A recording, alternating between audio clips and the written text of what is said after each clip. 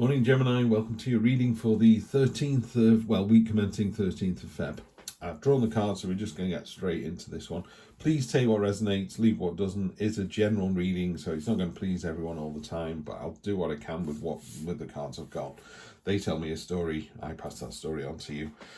Could be, sun, moon and rising, so check those out as well. Maybe, I'm fortunate, I'm Libra, so I only have to do one reading, but if you're Gemini, Libra, Scorpio, then maybe check out the other two. That's my dog in the background, just getting comfy, by the way. Come on, Finn, get to sleep, sweetheart. Right, here we go. So energy across the bottom is the, I was laughing because when I was shuffling the Black Violet Tarot, which I'm going to clarify with, the Eight of Wands came out. I don't like the Eight of Wands as a card. There's nothing wrong with it, by the way. It's a great card, as in what it means, but it's just not a very interesting card. It's just 8 sticks going through the air. It's really quite a boring looking card. But it does mean quick success. It means movement, momentum, lots of messages. This electronic age could be lots of emails going around. But really, I'm not telling you anything you don't already know. I mean, I get 200 emails a day at work. So yes, there's lots of emails going around. Quick success. So it's certainly a week of movement. There does seem to be quite a lot of movement through this. But let's get to it. So you've got present position, present expectation, the unexpected, short-term future, which is next week itself, and then long-term future, next 1, 2, 3 weeks. I always say to people, if you like this card, use it. Use the energy from that card as long as you want. You can use it until next week. You can go, do you know what? I really enjoy that card. I'm going to use that energy. Walk around with that energy pumping out of you, and guess what? What you give out, you receive. It's also a very good card to do that with, but we'll get to that in a moment. So we got the we've got Nine of Cups, card of wish fulfillment, abundance, happiness, knowing your self-worth, self-love, a very aware card. Some cards are quite, I wasn't expecting that, this is not that, this is you going, yeah, that's how I feel this week, I'm in a good place. Just grabbing a quick coffee, guys. So you're in a great place. It's making somebody jealous. There's an air here of somebody trying to take your power. I just feel there's some jealousy here. I don't like the Five of Swords very much. It's a card of deceit and being underhand, but it feels like that is someone else. So definitely the green-eyed monster is coming to the fore here. Just be careful of that. It can do a lot of damage. And quickly as well, and quite bad. I've had it done to me, and I believe in, you stand in your own truth and you're as authentic as you can be, but people would come up to me, particularly in work situations, and go, I believe you've done this, this and this, and you just go, no, I just haven't. Well, prove it. And you go, well, here's the email saying I told you needed it by then to do this. And they're like, oh, right, okay. Well, there's been some misunderstanding. And even then I won't get drawn into it. I go, okay, there's been some misunderstanding. And someone's clearly been jealous of my position, or I don't even know. I don't even spend any energy on it. I can't remember the thing very clearly. But that's what's happening here. Someone likes your life, they like your house, they like your partner, they just like the attitude that you present. This is a fantastically positive attitude. The advert where, because you're worth it, that's it, that's you. If you've got a nice house and nice things, it's because you've worked hard for them and you deserve them, and you will, walk around with a smile on your face going, yeah, I am doing well.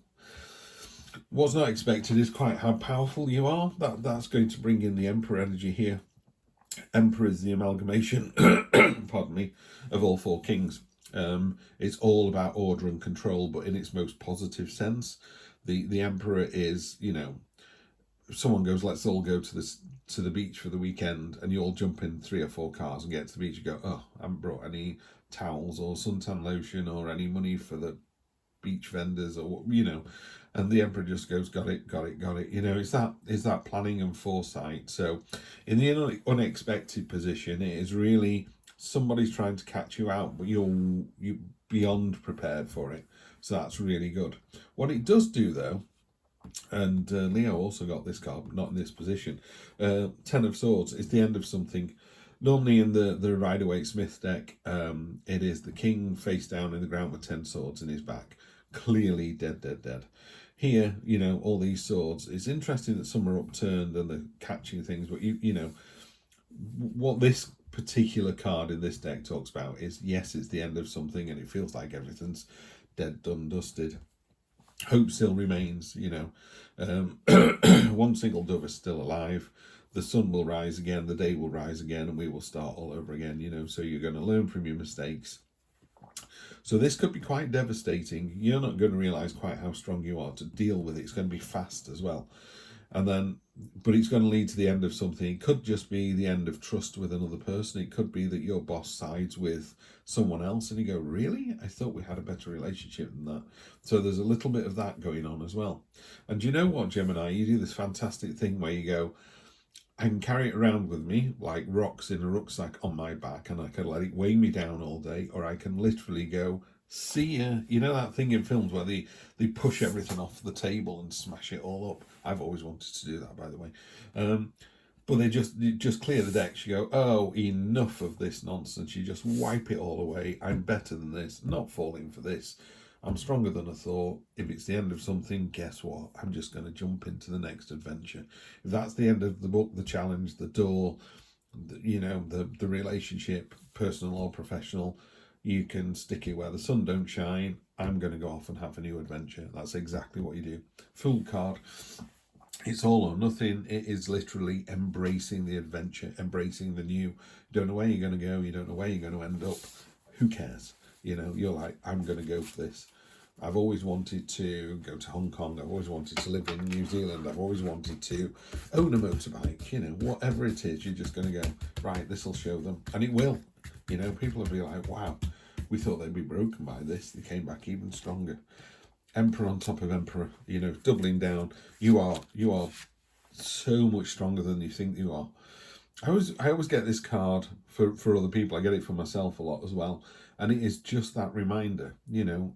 Imagine, because tarot is I like to think of tarot now as gender irrelevant. It doesn't matter what gender you are or what you identify as. The tarot doesn't care. The tarot just says there's masculine energy and there's feminine energy, and you can use that energy or ignore it. You can pick it up and run with it, or you can leave it on the ground. The universe goes, right, fine, you don't want to take that Emperor energy. The Emperor is the amalgamation of all four kings. How powerful is that? You know, and the High Priestess, the Empress, sorry, is the amalgamation of all four queens. Again, how incredibly powerful is that? To have the knowledge, the wisdom, the emotional maturity, the self-love, the internal happiness, you know, of all of those four kings or queens in one person. Stood on top of the hill, you've got the whole world in your hand, you can see for miles, you can see which way you need to go. You're so prepared for this. Judgment on top of this. This is a really nice card to get for this son of a gun. It's people who do you down. Karma has a real way of finding people out. Karma works both ways for us all, which is why I always say be the better person, because one day, you know, judgment will come knocking and it will catch you out unless you've been the better person. You know, I love these mirroring cards. I'm really into mirroring at the moment. I read about it in a book the other day. Mirroring is try and see yourself the way other people see you. Try and put yourself in the third party. So rather than sitting there going, my name is, I always say Adam and Eve, my name is Eve and this is how I am. Just go, well, try that as a third party. There's someone you know who works in this place and people think this of her and she is like this. And you'd be surprised how powerful an image comes back. You are so much better than you, the little whispers on your shoulder, than the devil kind of whispers to you all day, every day. But yes, judgment is definitely coming. You know, it's all about symmetry. It's all about truth. There's no hiding. It is going to ask you to step out of step out of the coffin, step out of the life, the situation, the way of thinking that you're currently in, and just step out of it and go, right, do you want to go back into that coffin and carry on doing what you're doing, or do you want to step off into the new?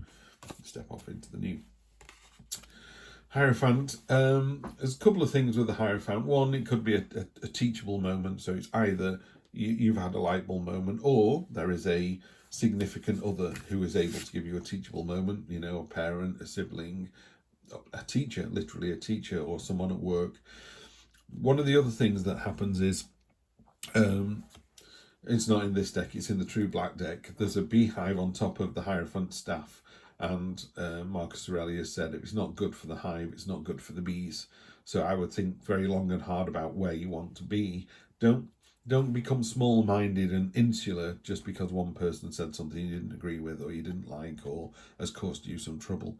You're bigger and better than all of this, yeah? So you want to rise above that and carry on doing good, carry on doing stuff that benefits other people as well as yourself.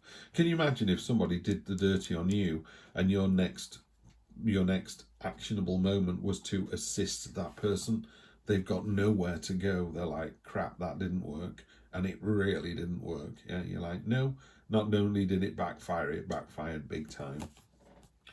Queen of Cups, yeah, on top of this ending that's coming in, you can cry about it, you can moan, you could bash your fists on the table, or you can accept it and just go, that's what will be.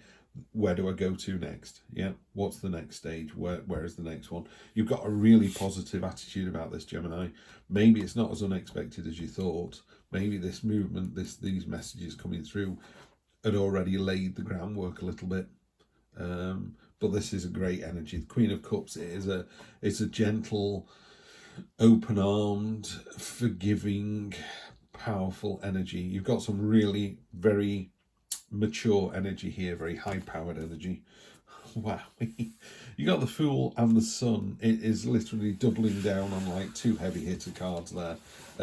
Jump into the new adventure. It's all going to work out brilliantly. The other person is going to be left with egg on their face. If it is I've thought about it all the way through this as a work relationship.